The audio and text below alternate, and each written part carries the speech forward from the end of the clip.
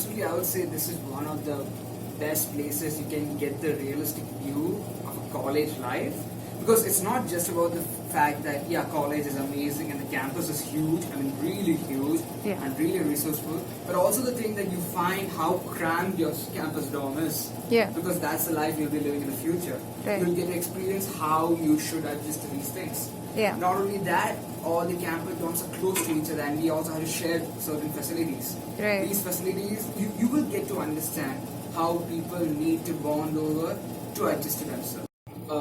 Okay, when I came here, I was okay. I would say I was okay. I was coming to the US for the first time. Oh, okay. So it's not just the fact that I was nervous. I had overcome the fear of nervousness. But when you think about it, if anyone comes here, they will get more scared than you ever before. The first time you come here, you see the places, you see the people, you see the structures they have, you see the eccentric explanations they give. You feel scared. You feel, oh my God, which system did I come from? Which system is this?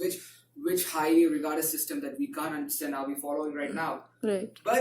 But when you think about it, once you try to understand the system, you gradually grow into it. Yeah. This will actually, okay, you can't say it will develop self-confidence, but it will give you an opportunity to do that.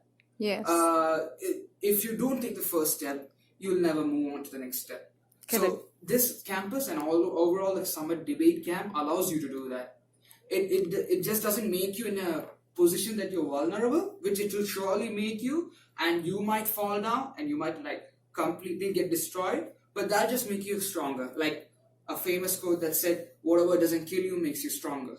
Known person. Okay, I have only one answer for that. I would not recommend it to people who do not want to change. I would only recommend it to people who want to change, who want to take stands, That's lovely. and who want to grow up.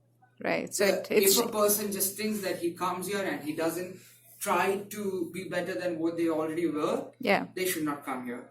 But if a person or any people who are willing to Kuwait, I had done some informal debates, Okay.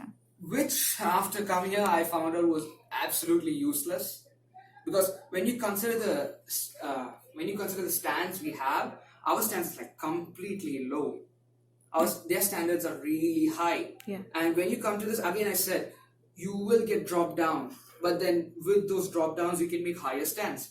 Even though you might not reach the level of whichever places they might be, or whichever level the cohorts or any type of instructor might be, you still can improve upon it.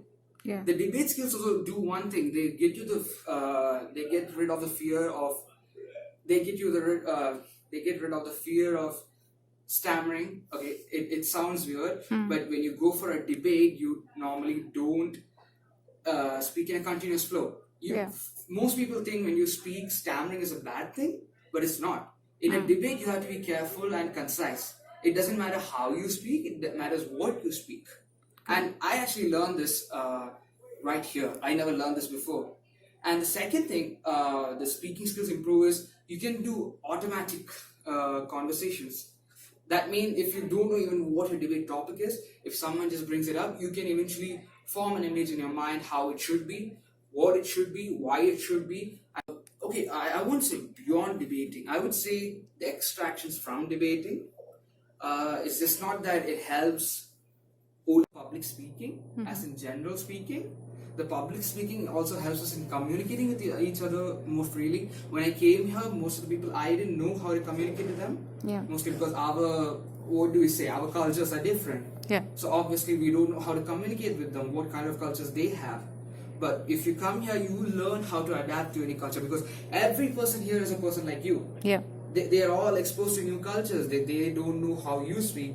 You don't know how to speak to them. Correct. So when you come here, you feel awkward first, but then you gradually increase the amount of socialism you have, and you can speak to different people.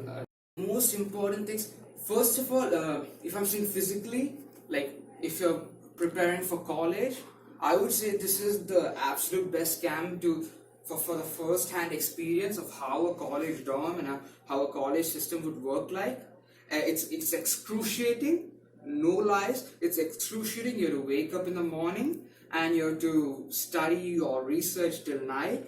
and it'll be hard. But once you do all of these and you get the fruit of your labor, it's highly useful. The satisfaction you feel is something else.